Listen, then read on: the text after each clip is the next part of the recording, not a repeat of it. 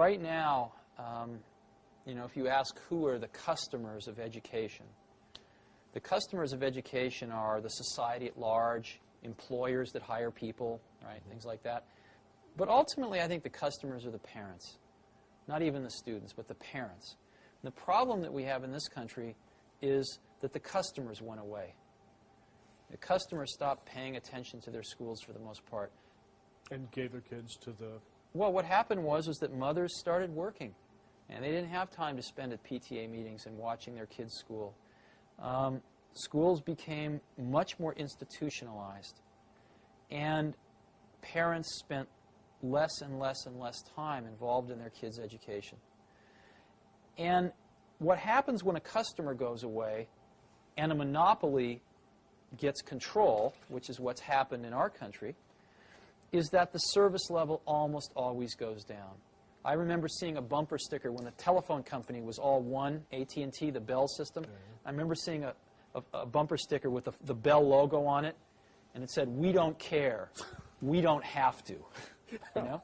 And that's what a monopoly is. Sure. That's what IBM was in their day, and that's certainly what the public school system is. They don't have to care. Now, it turns out, let's go through some economics. The most expensive thing most people buy in their lives is a house. Second most expensive thing is a car, usually. And a car costs, average car is approximately about $20,000 now, $16,000, $20,000. And an average car lasts about, what, 8 years? Right? You buy another one. Yeah. So approximately, you know, $2,000 a year, right, for an 8-year commitment. Well, your child goes to school, right, approximately 8 years in K through 8, right? Right. You don't like to switch schools. It's about an 8-year commitment. What does the state of California spend per pupil per year? I have no idea. In a public school? I have no idea. What they spend per year per pupil is about $4,400. Wow. Okay? About over twice as much as a car. Now, it turns out that when you go to buy a car, you have a lot of information available to you to make a choice, and you have a lot of choices.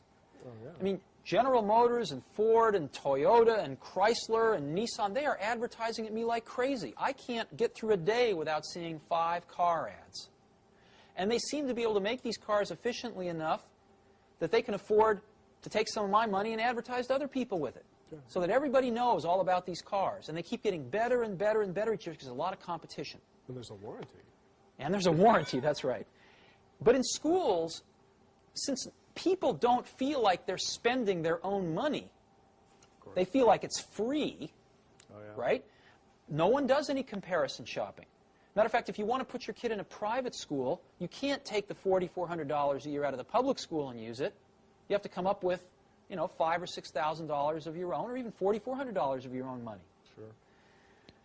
Or more. I believe very strongly that if the country gave each parent a voucher, a check for $4,400 that they could only spend at any accredited school, that several things would happen. Number one, schools would start marketing themselves like crazy to parents to get students. Secondly, I think you see a lot of new schools starting. I've suggested as an example, if you go to Stanford Business School, they have a public policy track. They could start a school administrator track. So you could get a bunch of people coming out of college, tying up with somebody who just got out of business school. They could be starting their own schools. Sure. You could have 25-year-old kids out of college, very idealistic, full of energy. Instead of starting a Silicon Valley company, they'd start a school. And I believe they would do far better than many of our public school teachers do. The third thing you'd see is I believe that you would see the quality of schools, again, just like in a competitive market, start to rise. Some schools would go broke. A lot of the public schools would go broke. There's no question about it. It would be rather painful for the first several years. And deservedly so. But I think far less painful than the kids going through the system as it is right now.